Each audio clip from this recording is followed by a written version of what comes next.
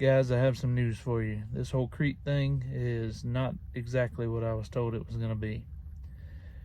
Remember when we talked in a previous video about how one of the big issues at CFI was the fact that you would complete a load, then you'd go on the board for the next load, and sometimes you would sit for absurd amounts of time waiting on the next load. It was a constant issue.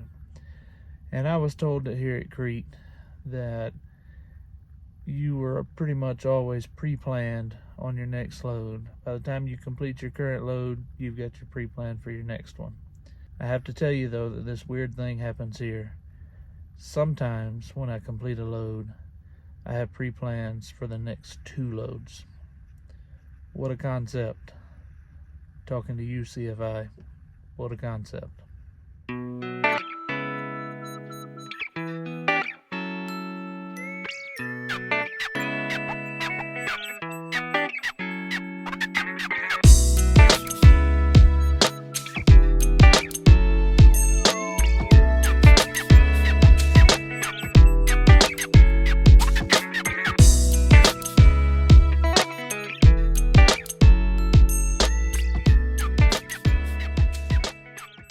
That's right, guys. They did the old switcheroo on me. They did the whole under-promise, over-deliver thing. So I'm just over 2 weeks in here with Crete, and everything has been great so far. I am a happy guy.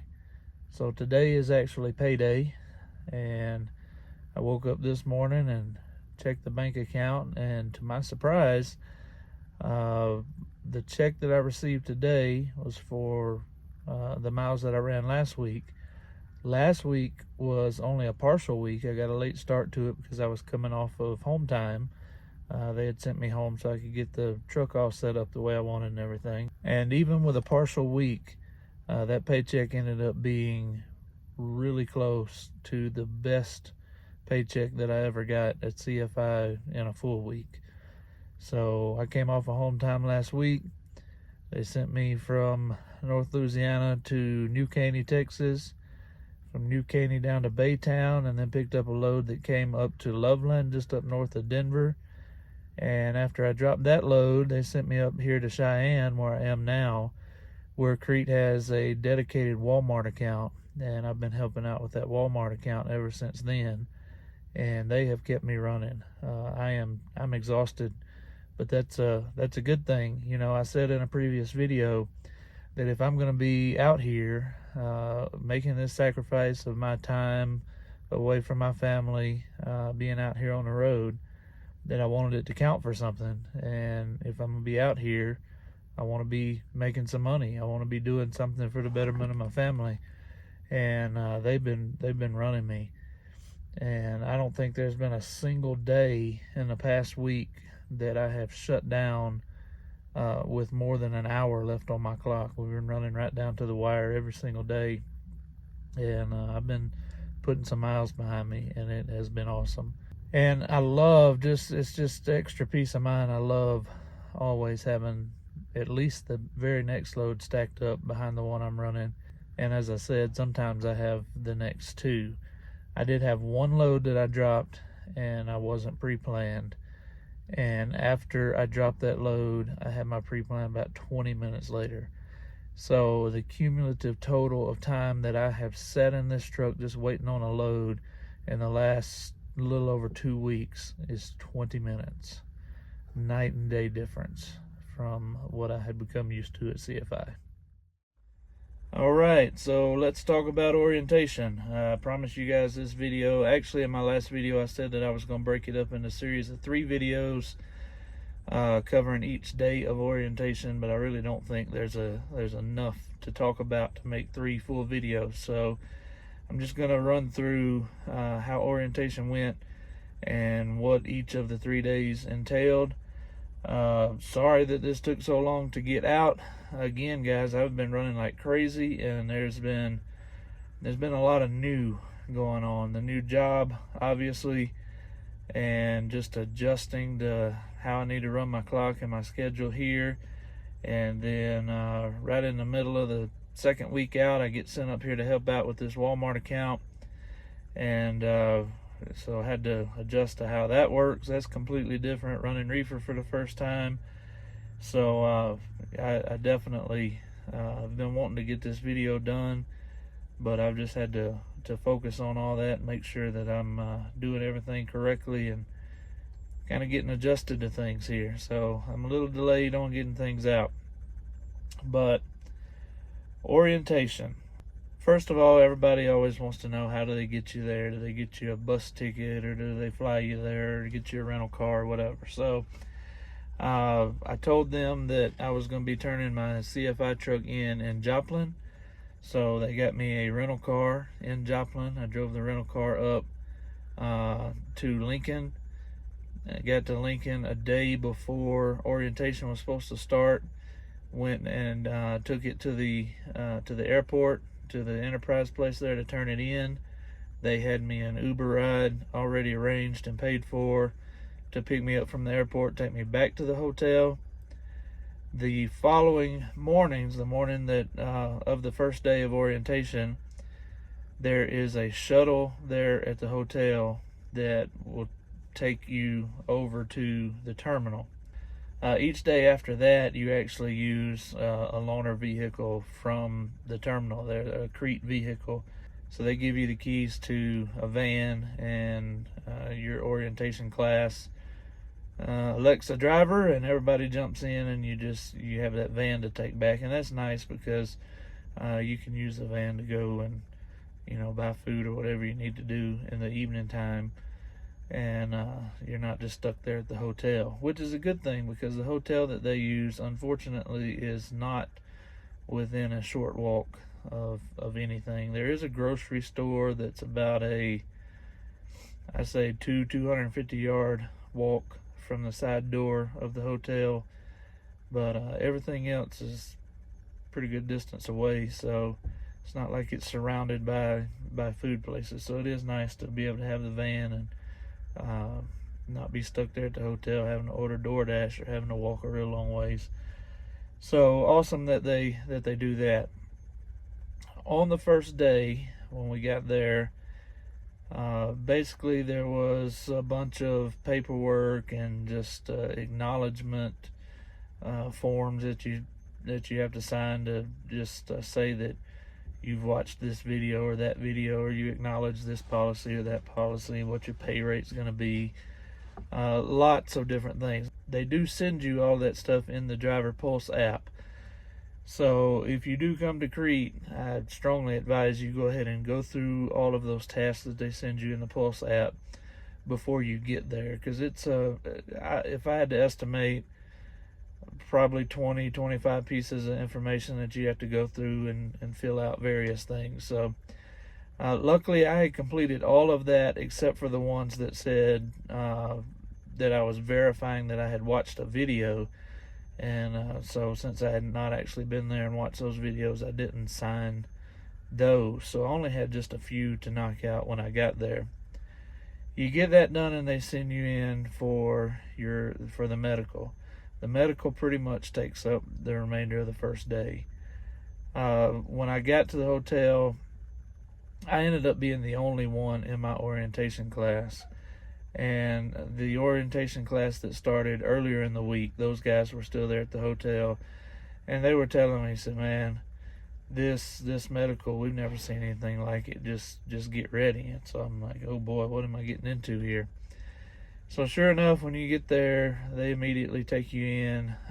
They do the urine drug test, and they do hair follicles. So they immediately send you in to collect a urine sample. Then they ask you where you want them to take some hair from. They can take it off your head. In my case, I had them trimmed down under here where it can't be seen. Somebody even said that they'll do your armpits, which seems gross, but okay. So they do that. They collect those samples, and they will send you in one room where the lady takes all of your vitals, finds out what medications you're on, just a lot of questions, takes your weight, your height, size around your neck, does the pre-screening for sleep apnea, and just gathers a bunch of information from you. After that, you get sent into another room where the doctor comes in, gives you this paper thin gown and hands it to you and says, strip down, put this gown on, and I'll be back. So you do that, doctor comes back in, and it is a very thorough physical. They check everything from your balance, they check the strength in your arms and in your legs, just resistance, where they push against you and have you push upwards, push outwards, things like that. Then basically whatever medical history you have, they go over, if you've had any kind of surgeries or been diagnosed with anything, and they want to know who the doctor is that is treating you or did treat you for it, what their name, their address is. They gather all of that information, any medications you're on, any ongoing treatment for anything you've got going on. They want to know all the details of that. And then they'll cover with you if there's any additional testing or any additional follow-up stuff that you need to do. I am type 2 diabetic, and fortunately I had a A1C done right before I went for orientation, and that was a good thing because they do want you to bring in a recent A1C. If you don't have that, that'll hold you up until you do. If you have sleep apnea, if you've previously been diagnosed, they want you to either bring in your machine or download the information from the machine and bring that in. And they have to make sure that you're compliant with your usage on the machine. There was another driver there who was from the previous orientation class that ended up having to stay.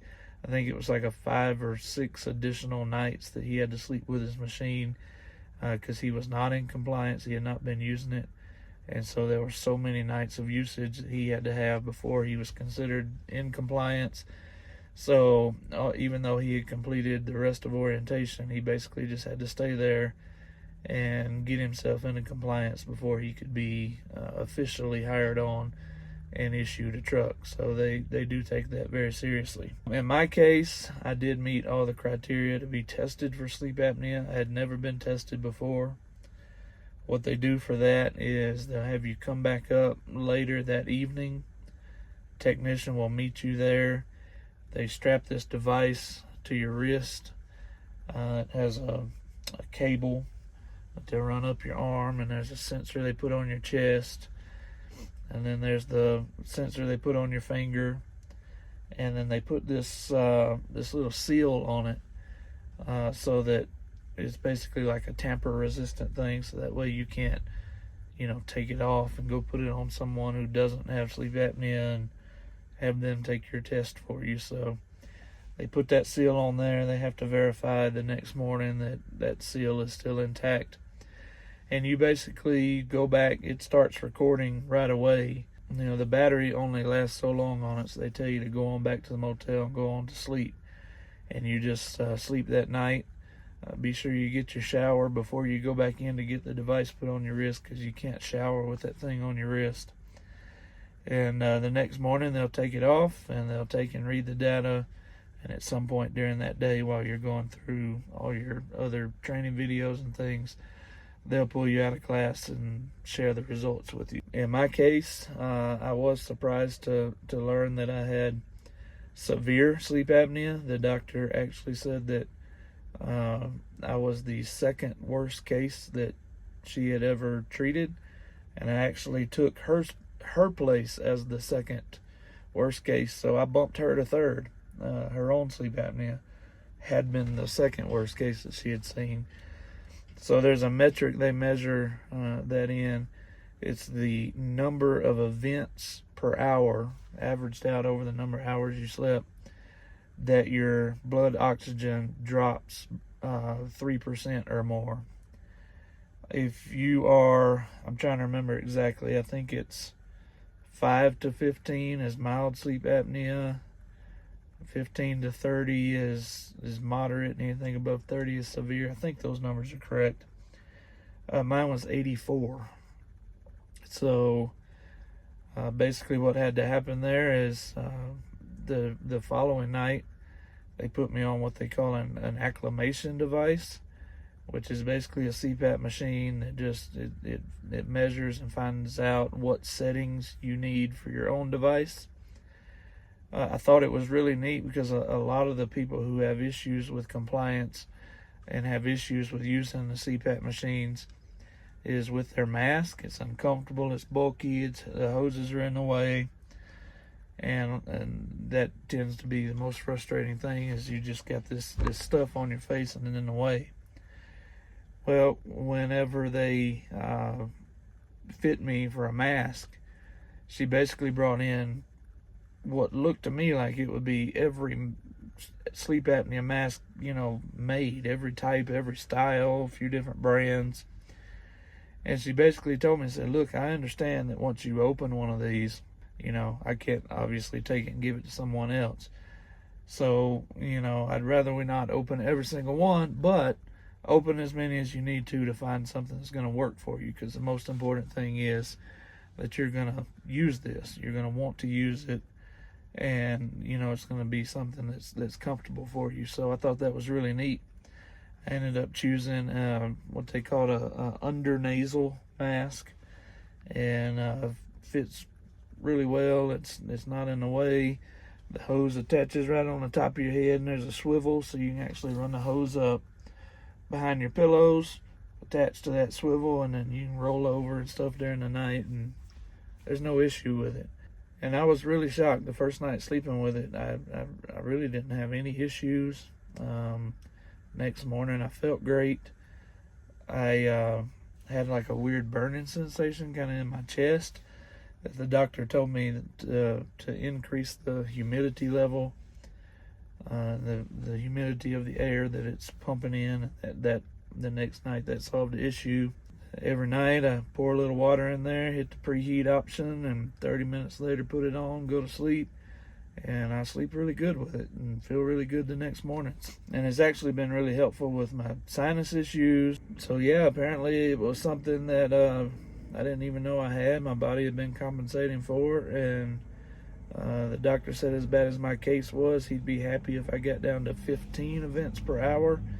And I was down in the single digits on the first night, and I've been hovering around probably an average of 4 or 5 events per night ever since. And I feel great using it, and so I guess I'm going to be one of the weirdos that actually likes sleeping with a CPAP machine. It actually seems like it's helping me. By the way, Crete does have a program. You can purchase your own machine, but they have to be able to communicate with it. They have some really nice machines that they offer. Their machine meets all the criteria that they require. It's got a cellular connection so that they can monitor it. I mean, they do take it very seriously. If you don't sleep with it at least 4 hours per night, you can lose your certification with them. So you have to stay in compliance, and they do monitor it. You've got an app on your phone that communicates with it, and you can monitor your own usage. And if you do want to get their machine, then they charge you $900 for the machine, and then they just take it out of your check, $50 per paycheck until it's paid for. So for me, that was a good deal, because I can't go out and purchase my own machine, and this is a really nice machine that would cost that much or a little more even. I've seen on some sites. So that was a good option for me. On to the second day. The second day was basically class day. They give you a packet that's basically a reference guide for.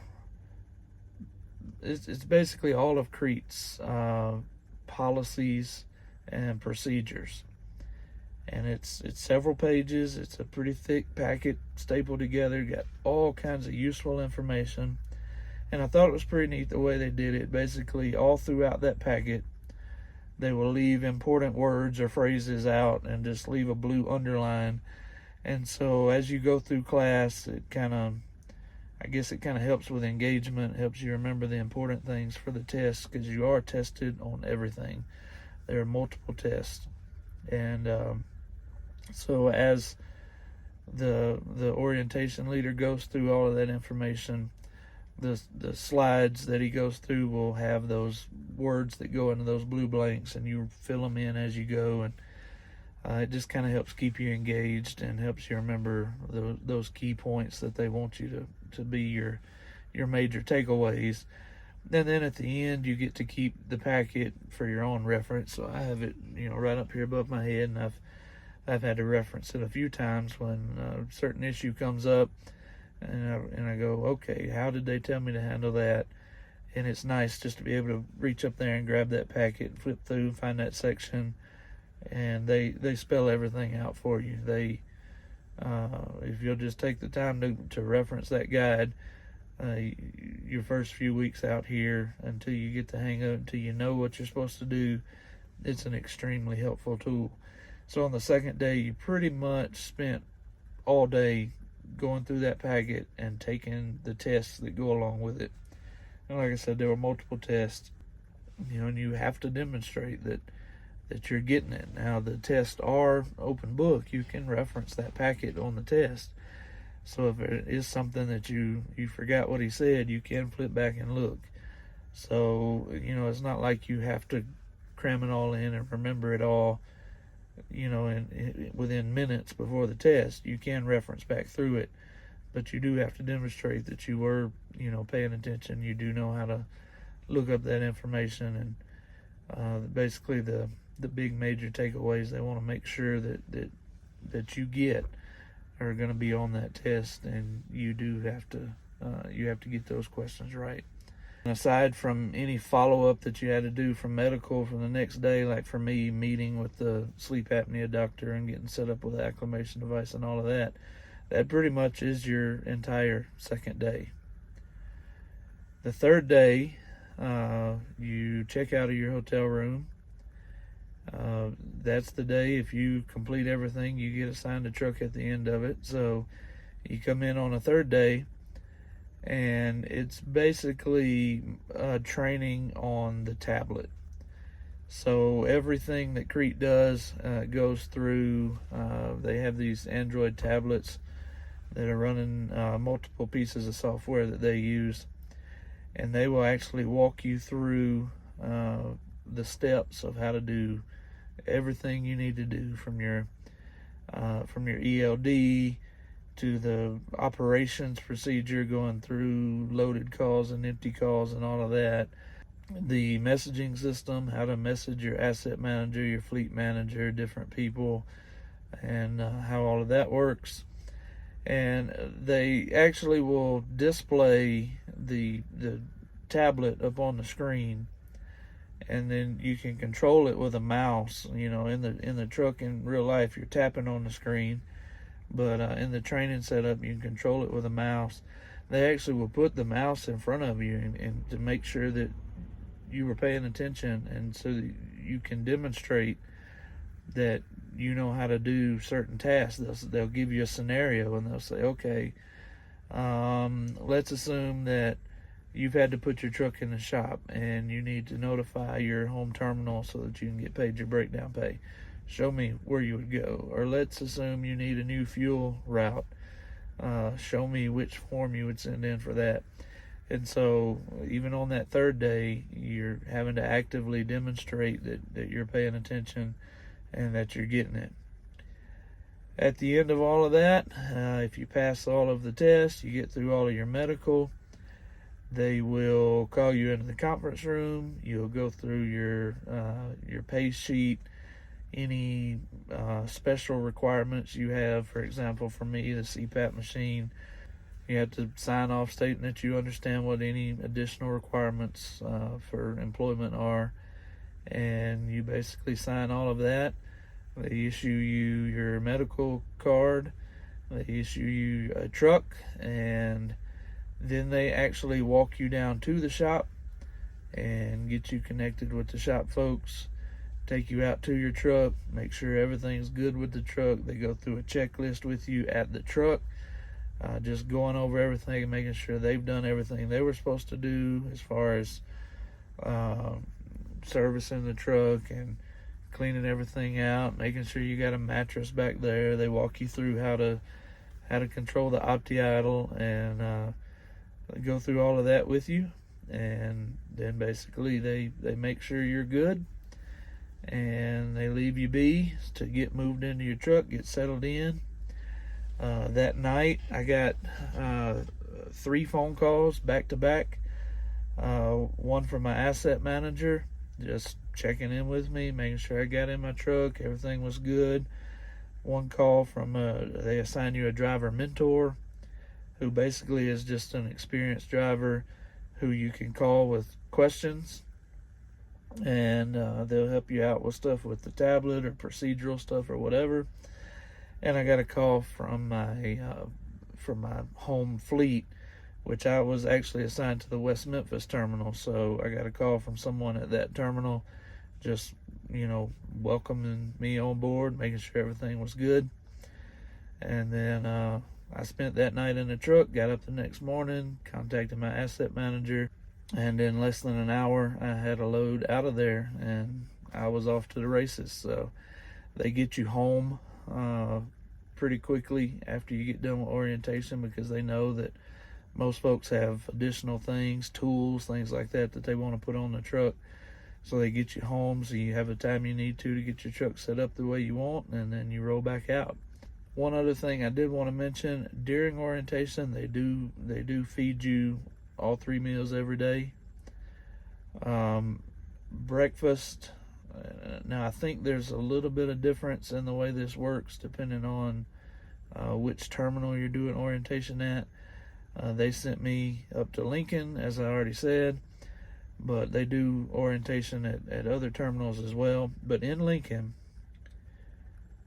you show up there a little bit early so you can get breakfast at the cafeteria. There's a cafeteria there, because right over beside the terminal in Lincoln is the main corporate office for all of Crete. And there's a really nice cafeteria area there that had really good food. I was really impressed with it. And so you can walk over there next door to the cafeteria, get you some breakfast. They give you a little form that you fill out. You circle what you want for lunch. And when lunch comes around, you walk back over next door to the cafeteria. Your food will be ready with your name written on top of it. And you just grab it and go to your table, eat your food, go back to class. And at the end of each day, they give you a voucher that you can turn in at the restaurant at the truck stop that's right down the road. There's a truck stop, Shoemakers, right down the road, that I stopped at many times when I worked for CFI, because we used to run Tractor Supply loads out of Waverly, right there beside Lincoln. So I had been there several times, but had not actually eaten in the restaurant there. Pretty decent food there, and they basically just give you a voucher that you can turn in, which allows you to order anything except the ribeye steak off of the menu there. So really nice of them that they covered all 3 meals. And you do get paid for orientation. You get the option to just wait and have that pay put on your first check, or if you need the cash right then, you can get an EFS check and go down to that same truck stop and collect your pay at the end of orientation. You can get it right then. All right, guys, I'm going to leave it at that for now. That was Crete's orientation process. It was a little bit more challenging than I expected. They do make it a high barrier of entry on purpose, with all the medical requirements and the testing and everything. But they really did make it a pleasant process. And one of the things that I absolutely love is they give you all of the facts just as they are. They don't tell you a bunch of stuff that you later find out to be untrue. It really was a great process, and based off of my experience so far, I highly recommend Crete to anyone who may be considering coming over. Speaking of that, I am going to put my referral code on the screen below, and I am going to put it down in the description below the video if anybody is watching and they're considering coming to Crete. I'm not going to be one of those guys begging for referrals all the time, but if you do find my videos helpful and you want to use that referral code, it doesn't cost you a thing to do that, and it does help me out, so it would be very much appreciated. So I'll put that again down below, and also in the description. In my next video, I'm going to be going over the truck. I'll give you a little bit of a tour of the truck, and I'll be making some comparisons between the Kenworths that I drove at CFI versus the Freightliner here, and a lot of differences, and I'll be going over all of that. I really appreciate you guys watching. I've been blown away at the number of views that I've gotten on my tiny little YouTube channel for my last couple of videos, so I really appreciate that. I don't have all the answers about Crete by any means after, only being here a couple of weeks, but it has been long enough that I can answer most of the basic questions that folks have. So if you have any questions at all, drop them in the comments below, or if you have any comments on this video at all, I appreciate that. And definitely hit that like button. And again, thank you guys very much for watching. God bless, and I'll see you in the next video.